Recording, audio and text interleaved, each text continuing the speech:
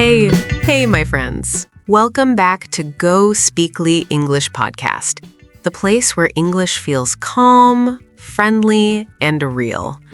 I'm Sophie, and I'm genuinely happy you're here today. Hey, Sophie, and hello to everyone listening right now, wherever you are in the world. It really feels nice to be here today. There's something comfortable about this moment. I feel that too. Daniel, before we start, let me ask you something simple. How are you feeling right now? Honestly, I feel relaxed. I have a warm drink next to me, the mic is ready, and my mind feels slow in a good way. What about you, Sophie? I'm feeling good too. Calm, focused, and just a little cozy. And honestly, that feeling fits today's topic perfectly. Oh, yes. Today's topic is a good one. It really is. Friends, today we're talking about something very close to all of us. Something we think about every single day, even if we don't talk about it much. We're talking about home. Your home. Where you live. Your apartment, your house, your room. The place where you wake up and where you rest at night. This is everyday English, the kind of English you use when you meet new people. When someone asks you, where do you live? Or what is your home like? Exactly. And today, we're going to practice simple, natural English for talking about your home. Slowly, step by step. Don't worry about understanding every single word. Just listen, relax, and let the language flow. Oh, and friends, just one tiny thing before we continue. Yes, just a small favor. If you're enjoying learning English with us, please take a second to like this episode and subscribe to GoSpeakly English Podcast. It really helps us grow, and it helps more learners like you find calm, real English. Thank you so much. All right, Daniel, let's start gently. When someone asks you about your home, the first question is usually very simple. Where do you live? Right. So I usually say, I live in an apartment. An apartment. That's a very common answer. Is your apartment big or more on the small side? I'd say it's medium-sized. Not very big, but not too small either. It feels comfortable, just right for me. That sounds nice. And where is it located? It's close to the city center, actually. I live on the 12th floor of my building. 12th floor? Wow, that's pretty high. Do you take the stairs or the elevator? The elevator. Always the elevator. I can't imagine walking up 12 floors every day. I don't blame you at all. Now, let me share my side. I live in a house. A house. That already sounds different. Yes, it's not a big house, but it feels warm and peaceful. And one of my favorite things is that I have a small garden behind it. A garden. That sounds lovely. It really is. I have a few plants, some flowers, and even a small tree. Sometimes I sit outside with a cup of tea and just breathe. That's the beauty of a house. It often feels quieter, more private. True, but cleaning a house takes more time than cleaning an apartment. That's also true. More space usually means more work. All right, let's open the front door and step inside. Daniel, when you enter your apartment, what room do you see first? The living room. It's the first thing I see. And honestly, it feels like the heart of my home. I love that phrase, the heart of the home. So describe it for us. Okay, I have a comfortable sofa facing the window. It's probably the most used piece of furniture in my apartment. Is it comfortable or just nice to look at? Oh, it's very comfortable. Sometimes I sit there with a blanket and completely forget about time. That sounds familiar. Do you have a TV in the living room? Yes, the TV's on a small cabinet, and in front of the sofa, there's a round coffee table. A coffee table is so useful. You can put your tea, your phone, your laptop. Exactly. Everything is close, so I don't want to move. My living room is a little different. I have a sofa too, but I also have a reading chair next to a small lamp. A reading chair. That sounds peaceful. It really is. In the evening, I sit there with soft music and a book. That's what cozy really means. Warm, comfortable, and calm. Yes, and plants help too. Do you have any plants in your living room? Just one, and honestly, I try my best to keep it alive. Plants feel love, even when we forget sometimes. Every time I water it, I feel proud. That counts. I have several plants, and I also use candles in the living room. Candles. That already sounds cozy. On quiet evenings, I light 1 or 2 candles, sit down, and let the day slow down. That's not about furniture or money. That's about feeling at home. All right, let's walk into the kitchen. Daniel, what is your kitchen like? It's not very big, but it's practical. Everything has its place. That's important. What do you have in your kitchen? A refrigerator, of course, a stove for simple meals, and a microwave for busy days. Very realistic. Do you enjoy cooking? Yes, but I like simple cooking. Nothing too complicated. Same here. Cooking at home feels comforting. Does your kitchen have a dining area? Just a small counter with 2 high chairs. I eat breakfast there while checking my phone. That sounds very modern. Is your kitchen tidy or messy? Usually tidy until I cook something special. Let's move on to the bathroom. My bathroom is simple. I have a shower, a sink, a mirror, and a shelf. Everything you need. Exactly. I look in the mirror every morning and say, all right, let's start the day. I love that. My bathroom is a little different. I have both a shower and a bathtub. A bathtub? That sounds luxurious. On slow evenings, I take a warm bath, light a candle, and relax. That's self-care, not just a bathroom. And finally, the bedroom. Daniel, describe yours. It's bright, with light-colored walls. I have a single bed, soft blankets, and 2 pillows. Pillows matter. They really do. I also have a small balcony. What do you do there? In the morning, I stand there with coffee, watch the city wake up. That's beautiful. I have a garden instead. Grass, flowers, quiet. Apartment or house, both are special. Friends, home is not about size. It's about how you feel. And talking about your home in English is really about talking about your life. In part 2, we'll go deeper. Furniture, details, feelings, and how to describe your home naturally in conversation. So stay with us. Take a breath, and we'll continue very soon. All right, friends, welcome back. If you're still with us, take a deep breath. This is part 2, where we go a little deeper. Not just rooms, but the details, the feelings, and the little things that make a place truly feel like home. Yes, this is the part where English starts to feel more personal, more real. Exactly. Because when we talk about our homes, we're not just naming objects, we're sharing comfort, habits, memories. Daniel, let me ask you something. When you think about your home, what piece of furniture do you use the most? Honestly, my sofa. I knew it. I sit there after work. I drink tea there. Sometimes I read. Sometimes I just sit quietly and do nothing. That's a perfect example. Friends, notice this phrase, a comfortable sofa. Not big words, not fancy English, just simple, natural.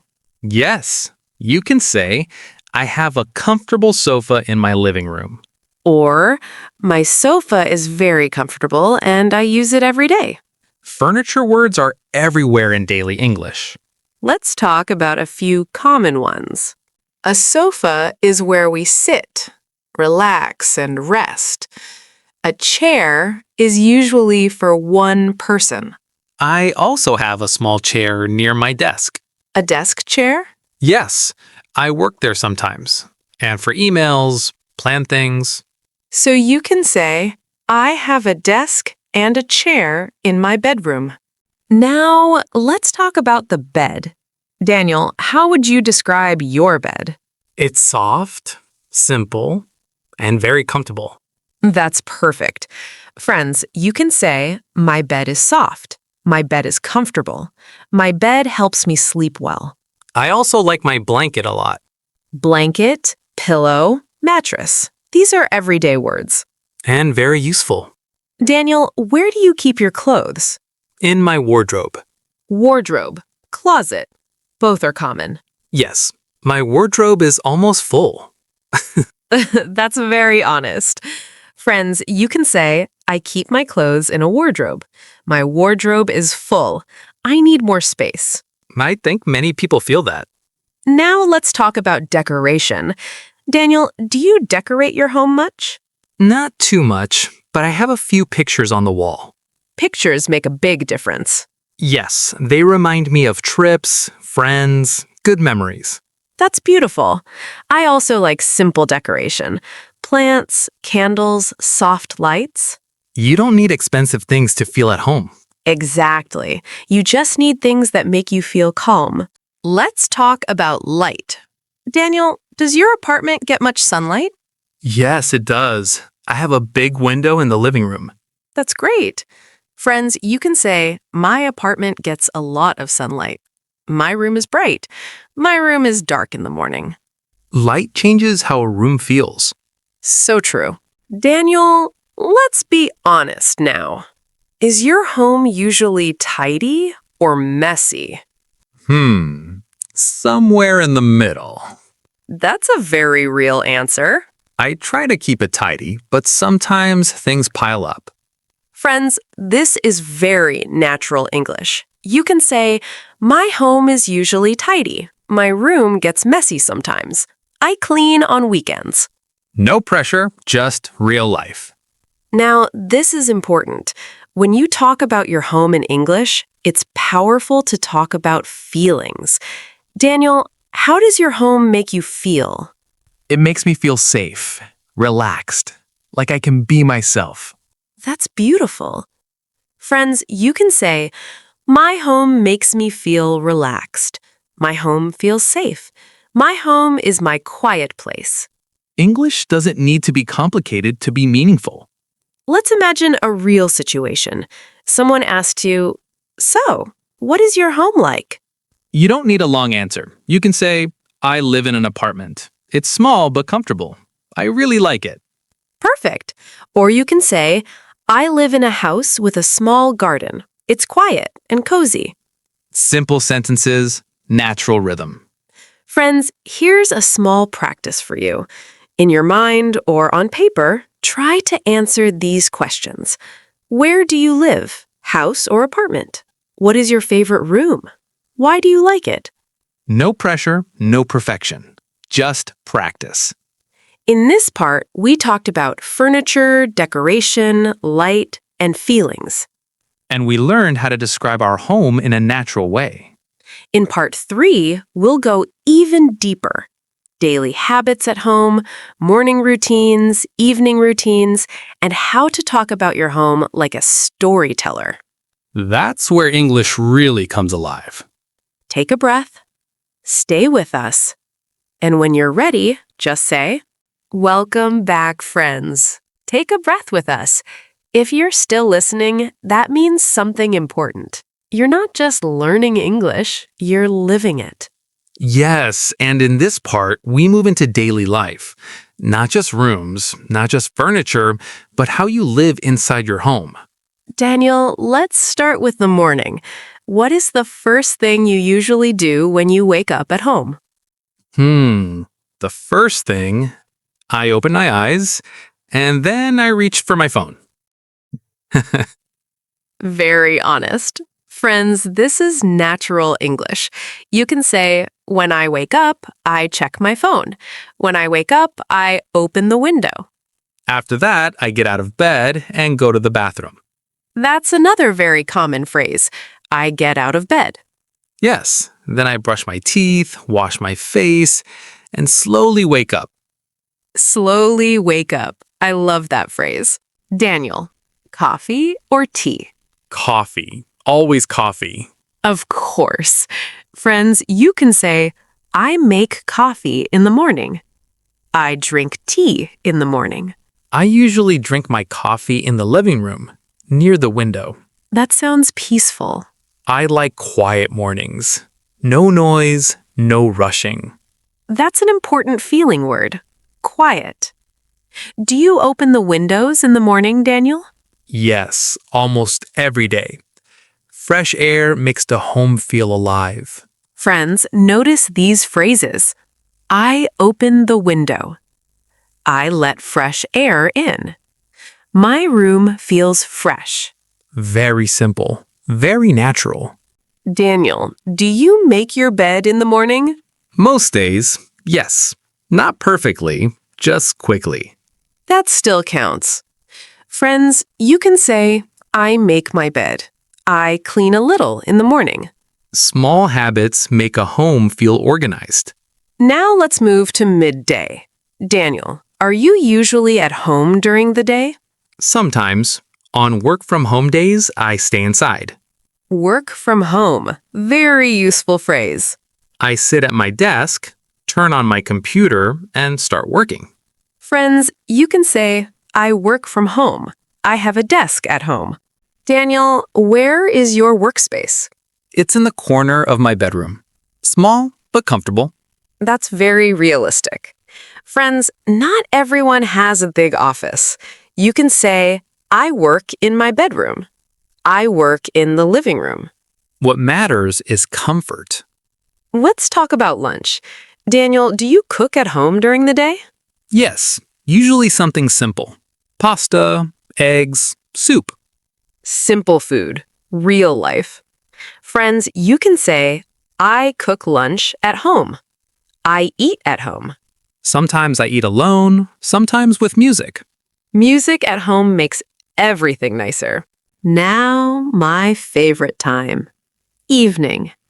Daniel, how does your evening usually start? I change my clothes. Comfortable clothes. That's an important phrase. I change into comfortable clothes. After that, I relax. Sometimes on the sofa, sometimes on my bed. What do you usually do in the evening? I watch a show, read a book, or just sit quietly. Friends, notice how calm these verbs are. Watch, read, sit. Home is not for rushing. Daniel, do you use soft lights at night? Yes, I turn off the bright lights and use a lamp. That makes the room feel cozy. Friends, cozy means warm, comfortable, relaxing. Daniel, when the day ends, what happens next? I go to the bathroom, brush my teeth, wash my face. Very clear routine. Then I get into bed, check my phone one last time, and sleep. That sounds very human. Friends, routines are easy to talk about. You can use words like usually, often, sometimes, every day. For example, I usually wake up early. I often relax in the evening. Daniel, here's a deeper question. How do you feel when you come home? Relieved. Safe. Like I can finally breathe. That's powerful. Friends, you can say, I feel relaxed at home. I feel safe at home. Your home doesn't need to be perfect. It just needs to feel right. Messy or tidy, big or small, home is where you rest. Now it's your turn. Try to say this out loud. When I wake up at home,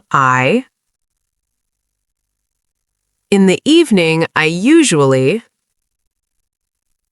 Your home doesn't need to be perfect. It just needs to feel right. Messy or tidy, big or small, home is where you rest. Now it's your turn. Try to say this out loud. When I wake up at home, In the evening, I usually... That's English practice. In this part, we talked about morning routines, work at home, evening habits, and feelings. And we learned how to talk about daily life naturally. In part 4, we'll bring everything together. We'll help you describe your home confidently, tell a short story about it, and speak like a natural English speaker. That's the final step. Whenever you're ready. Welcome back, friends. This is our final part together today. If you've listened from the beginning, you've walked through a home in English. Not a perfect home, a real home. Yes. And now we bring everything together. Not with rules, not with pressure, just simple, confident speaking. Daniel, imagine someone asks you, "Tell me about your home." What do you say? I would say, I live in a small apartment near the city. It's quiet in the evening, and I feel relaxed there. That's perfect. Friends, notice something important. Daniel didn't describe everything. He chose what matters. You don't need to talk about every room. You can choose one thing. Yes. For example, my favorite place is my living room. I sit there with coffee and music. Short, clear, natural. That's real English. Here's a very gentle structure you can use. 1, where you live. 2, one room you like. 3, how you feel there. Let me try again. I live in an apartment. I like my balcony. I feel calm there. That's beautiful. Now let's go one step deeper. Daniel, tell us a small story about your home. Okay. After work, I come home. I change my clothes. I sit on the sofa. I drink tea and watch the sunset. Friends, that is storytelling. Simple verbs, simple sentences, real life. Come home, relax, sit. Feeling words make your English human. You can say, I feel comfortable. I feel peaceful. I feel safe. Friends, you don't need big vocabulary. You need honest words. Simple English is powerful. Here's something important. Don't try to memorize a perfect answer. Speak like you think. Even pauses are okay. Even small mistakes are okay. When you talk about your home, you talk about something you know. That gives confidence. And confidence makes your English sound fluent. Friends, try this now. Say it slowly. I live in... My favorite room is... I feel... That's it. That's English speaking practice. Let's softly review what you learned today. Living room, kitchen, bathroom, bedroom, balcony, garden. And actions. Wake up. Relax. Cook. Sit. Sleep. You can use this English at work, with friends, in class, online. Anytime someone asks, where do you live? What is your home like? Daniel, one last question.